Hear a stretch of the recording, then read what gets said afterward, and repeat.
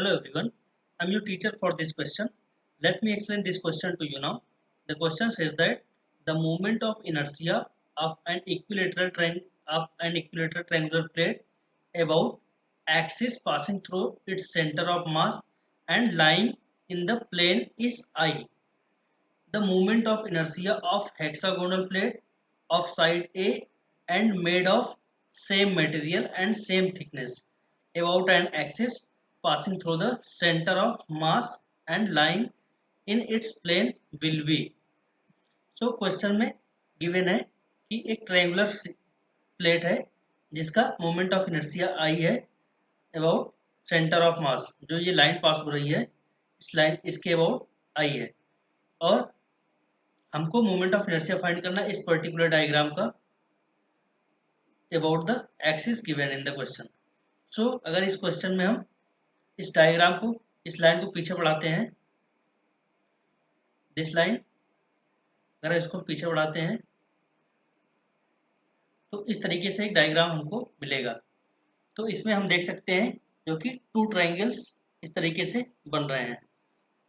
तो हम इसमें क्वेश्चन में गिवन है, given moment of inertia of equilateral triangular plate, let it is represented as MIT, इसको हम I से रिप्रेजेंट कर रहे हैं, ये अबाउट द एक्सिस। अब हम इस डायग्राम में देखेंगे कि ये डायग्राम दो बड़े ट्रायंगल से मिलकर बना हुआ है जिसकी साइड 2A है और इधर भी 2A है। तो let the mass of triangular sheet, let the mass density of triangular sheet, mass density, it is represented as rho. So जो ट्रायंगुलर शीट है, छोटा ट्रायंगुलर शीट, इसका एरिया कितना, इसका मास कितना हो जाएगा, इसको अगर m से रिप्रेजेंट करते हैं तो area into mass density. Triangle का एरिया कितना होता है, √3/4a² इंटू रो। सो इसको हम लिख सकते हैं m is equal to √3/4a² rho, equation 1। इसी तरीके से अब हम जो बड़ा ट्रायंगल है उसका एरिया, फिर उसका मास कैलकुलेट करेंगे।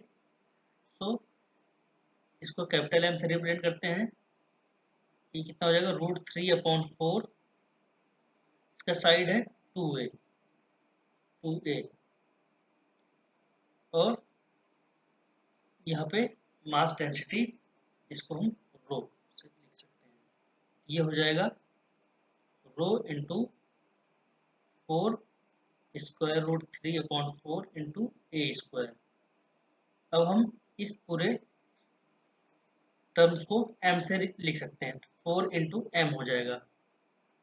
अब हम इसमें moment of inertia of larger triangular sheet calculate करेंगे।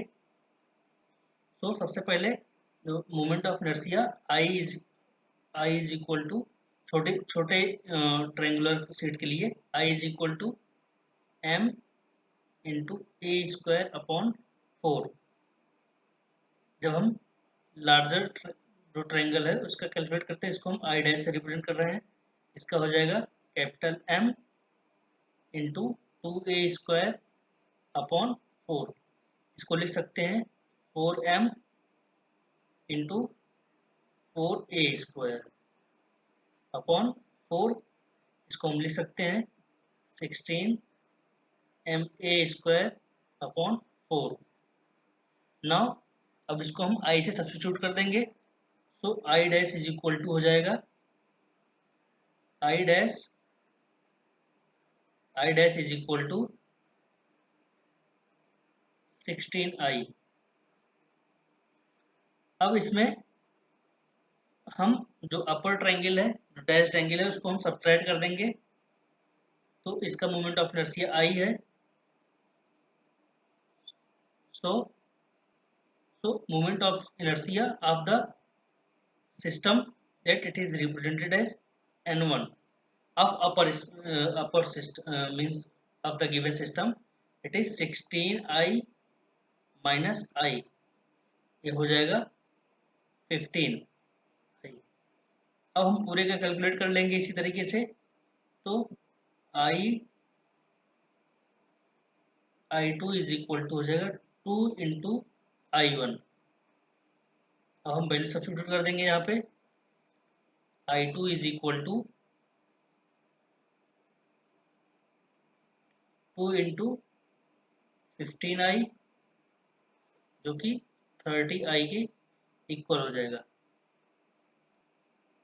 Hence the moment of inertia of the system,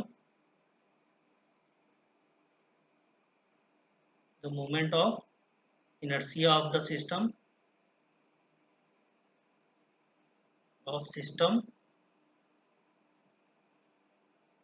will be 30i. That was the explanation to this question. Thank you.